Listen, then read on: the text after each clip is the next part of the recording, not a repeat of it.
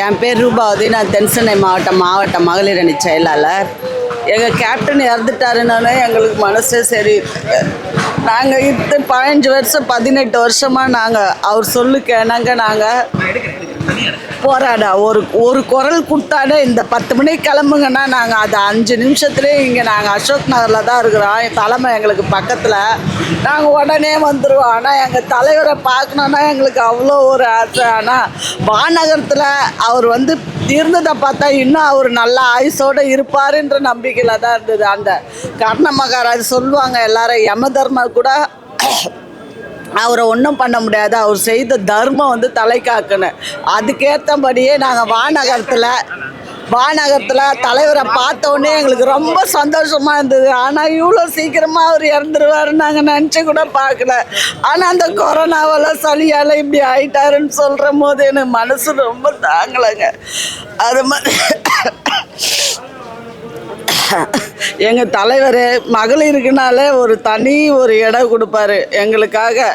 நாங்கள் போயிட்டோன்னா பத்திரமா போங்க, வீட்டுக்கு போங்க, நேரத்தோடு போங்க அப்படின்ட்டு வெளியில் எங்கே போனாலும் மகளிரை பத்திரமா நீங்கள் போய் சேருங்க அப்படின்னுவார்.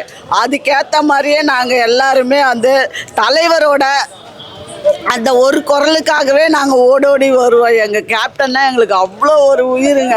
நாங்கள் அந்த அளவுக்கு இருந்துட்டோம். நாங்கள் 20 வருஷமாக இப்போ கட்சியில் இருக்கிறோம். நாங்கள்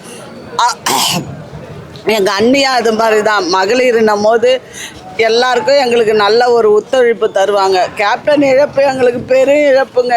எங்களால் சகிக்கவே முடியலங்க. எங்களால் ரொம்ப இதாக இருக்குதுங்க.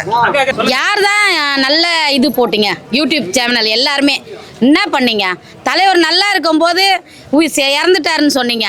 இன்னைக்கு இறந்த போது நல்லபடியாக போடுறீங்க எல்லா விஷயமே. இந்த விஷயம் இல்லை, அவரை பற்றி நல்லதை ஃபுல்லாக சொன்னீங்க. இப்போ சொல்கிறாங்க, இதுக்கு முன்னாடியே சொல்லலாம்ல. யூடியூப் சேனல் முன்னாடியே சொல்லலாம்ல, தலைவர் நல்லா இருப்பாரு அப்படின்னு முதல் சொல்லியிருந்தா தலைவர் நல்லது. இப்போ சொல்லலாமா?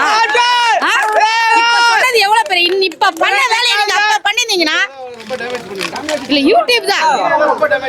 அவர் நல்ல தலைவருங்க. அவர் இருக்கிற மட்டும் எந்த குறையும் கிடையாது.